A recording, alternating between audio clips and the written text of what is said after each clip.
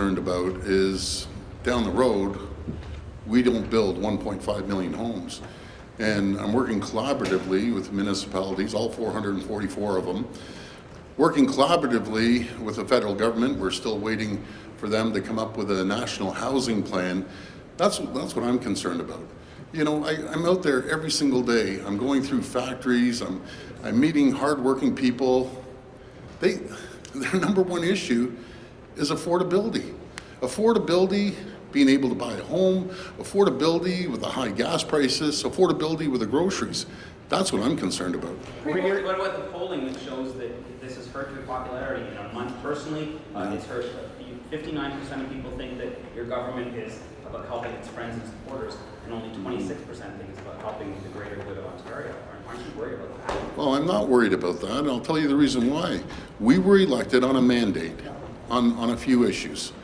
Number one, making sure we have the economy going, which we have one of the strongest economies in North America, creating jobs. We're elected on building infrastructure including the highways 413, Bradford Bypass, widening Highway 3 and Highway 7 in Kitchener, building hospitals, putting $50 billion, 50 sites around the province, building schools. We have $500 million being spent every single year on building schools. There's over 100 active schools being built right now. Long-term care as well.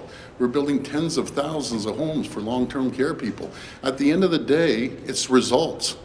We can talk and talk and talk, like every government I've ever seen talk about it, but we have a strong plan. We have a strong plan for when I go to these factories and I'm talking to the people on the line that are coming up to me telling me they can't afford rent, they can't afford a mortgage because the Bank of Canada continues to raise interest rates, and it's making it unaffordable. It's very simple, supply and demand. Premier, you insist that nothing wrong happened with the Greenbelt deals.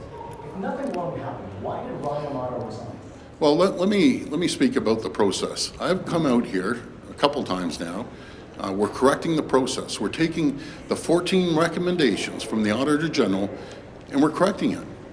I'm first to admit the process could have been better, but you know, we need a wartime effort right now on all fronts. We all have to be working together. And I have I have to tell the builders out there, I talked to a lot of mayors, I talked to a lot of them at AMO, and you know, I'm drawing a line in the sand.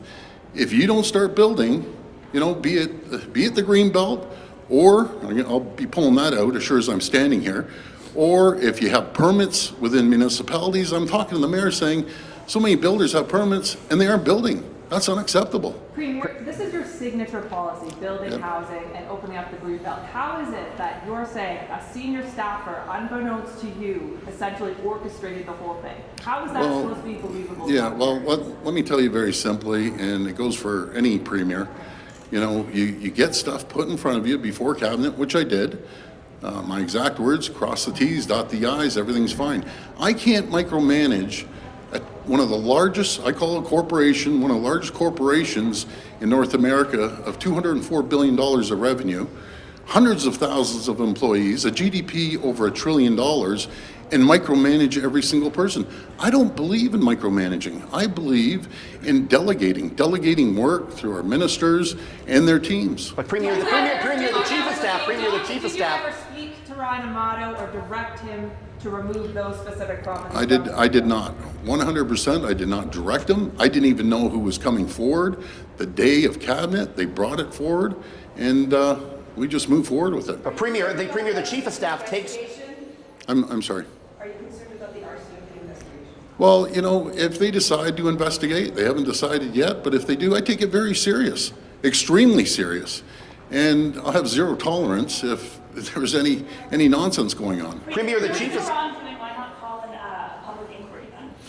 Again, I'm not going to answer hypothetical questions, but we're going to move forward with the 14 recommendations from the Auditor General.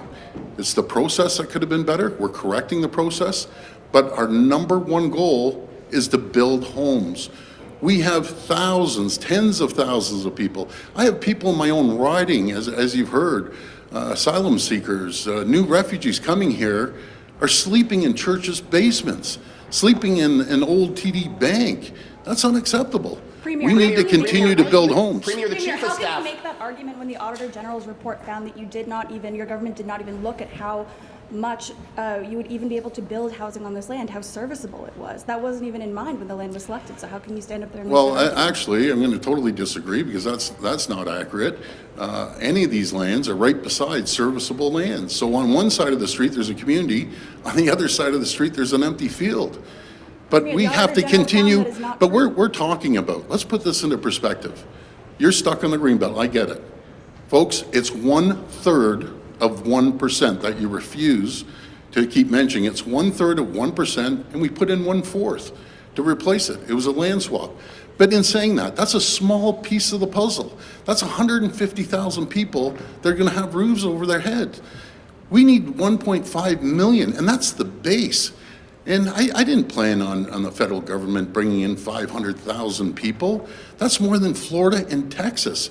The fastest growing regions in North America are Florida and Texas, and we're way above them, way above them on growth. That's over 5 million people in the next 10 years. That's almost the size of 2 cities of Toronto being plopped down here. We need the federal government to support us. We need the federal government to come up with a national housing plan, not just for Ontario, but right across this country. Premier, you know as well as anyone that the chief of staff takes direction from the minister. What responsibility does the housing minister hold, and why is he not here next to you today? Well, the housing minister's out there, and I have full confidence in Steve Clark. He's out there trying to build homes. He's out there trying to cut red tape.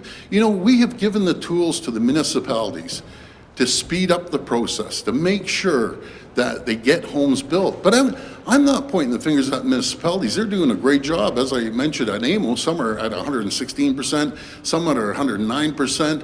We're there to help them.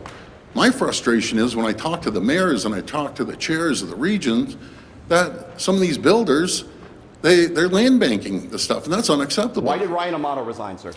You know something? We accepted his resignation, and it went through our chief of staff. He accepted it. You're going to have to ask Ryan Amato. Do you think he did anything wrong? Mayors who are saying that your billionaire friends are making profits off of this. What do you think? You know, I don't give, let me tell you something, my friend, I don't give 2 hoots about the builders. Are they part of a solution along with many other people? Yes. My full intention is to make sure that we have homes, attainable homes, affordable homes, regular homes, rental units. And I think over the last couple of years, 21, 22, we've had more rentals and more housing starts since 30 years. So that's my intention. When I look at these people in the eye and I go through these factories, very few elected officials go out there and meet the people like I have, and you're looking at them eye to eye, and I've done it over the last 5 years, but over even the last few weeks.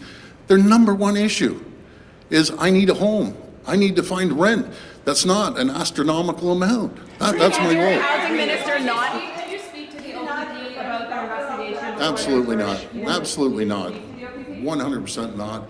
That's up to the OPP and to refer it over the RCMP, but that's totally separate. I don't get involved. Why they were doing that? Did they explain to you or your office why they were No, referring? I do not have contact with them. You know, there's no secret. Around the province, we always support law enforcement, we support our firefighters, and we support our paramedics, first responders. But no, that's up to them. Premier, you want housing built faster. Keep your promise to not touch the Greenbelt? So far in your government, who's been interviewed in your government by the OPP so far? You'd have to, I wouldn't have a clue, you'd have to ask the OPP. Premier, you say you want housing built Yeah. fast, Yes. quickly, right? There's urgency to it, but the AG's report found that a lot of the land that was chosen to be taken out isn't ready for development.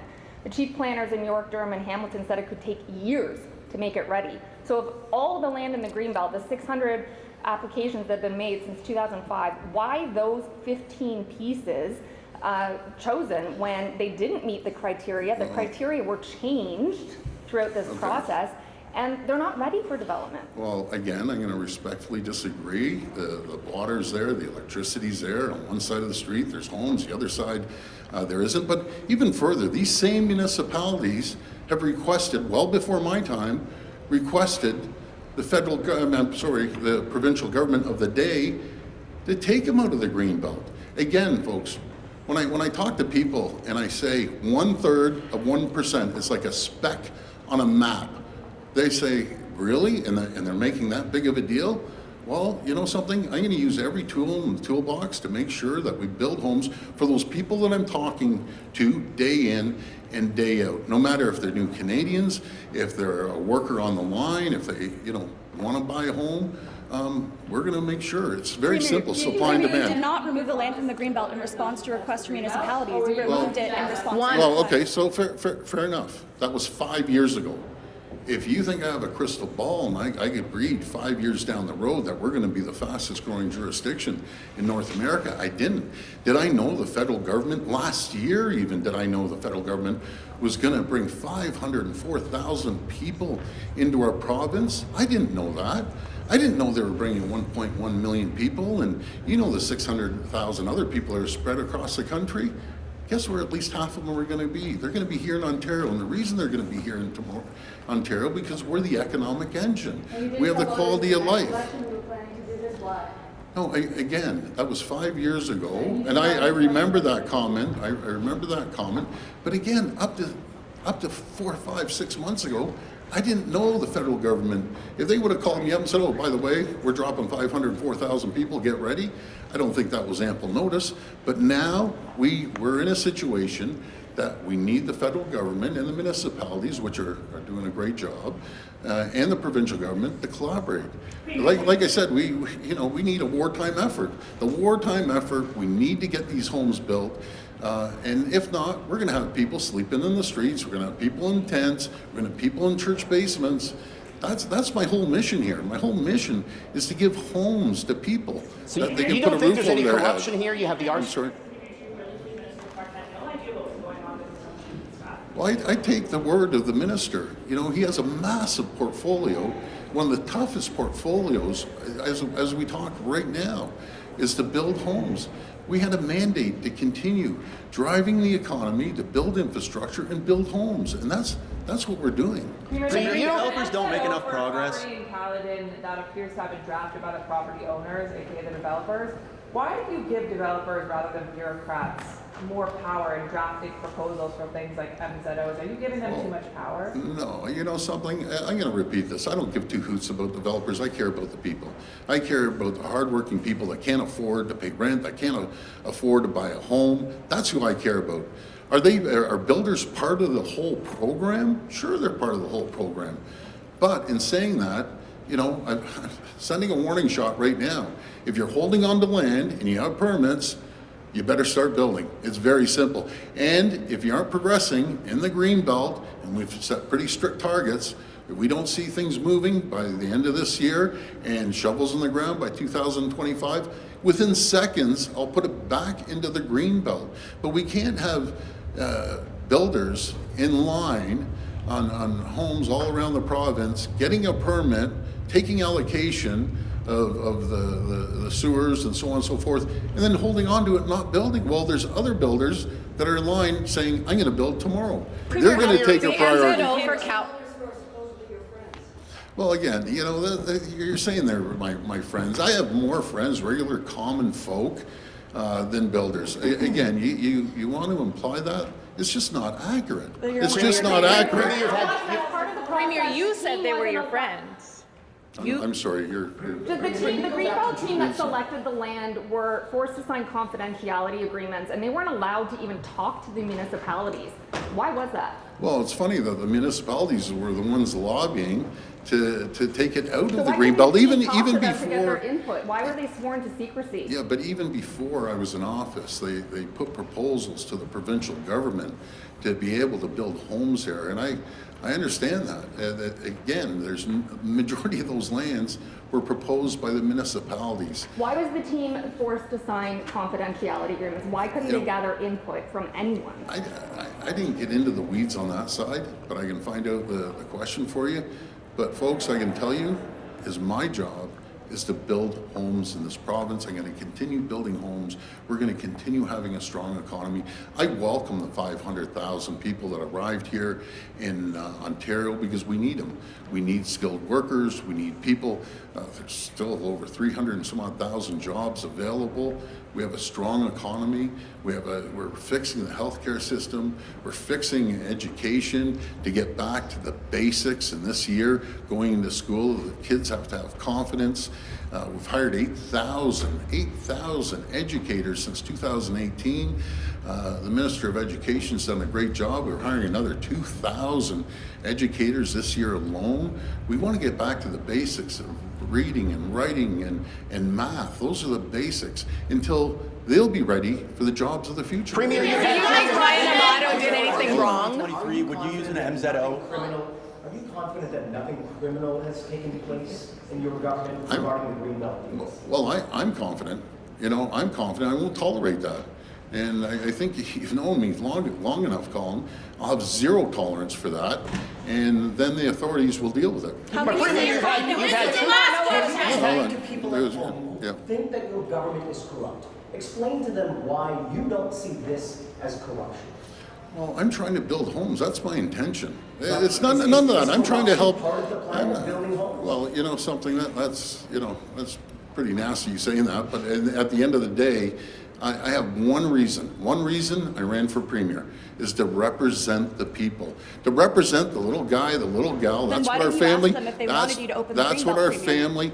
That's what our family's always done. Then how I've is it always that- been out then there. How is it that just a handful of developers benefited from it? Okay. How is it that out of all of the Colin? land of Greenbelt, just a handful of people who have donated to you personally managed to benefit from this, and you say Well, you have that's- nothing to know about well, it? that- A lot of people will look at that and say, that doesn't make sense. Something doesn't look right. Explain that. Thank you, Colin, for that. Just to be frank, and you know this, Colin, these builders donate to all the parties. They donate to the Green, the NDP, they donate to the Liberals, the PCs, but that's been going on for years. But I don't care about a $1,500 donation. I care about the people that I meet every single day, that I travel around this province and talk to, that people are struggling right now. We were the ones who put money back into people's pockets. No matter if it's childcare, for instance, through the Minister of Education, there's 86,000 more spaces right now. That's saving families $8,000 to $12,000 per child. We took 10 cents off the gas, and we still have it off. Just imagine, folks, if we added the additional 10 cents per liter, we eliminated the sticker tax. We got rid of the 412 and the 418 tolls. We're about saving money for the people of Ontario, and that's what we've done. Are you going to Thank move you. to end the TVO strike, Thank sir? you, everyone.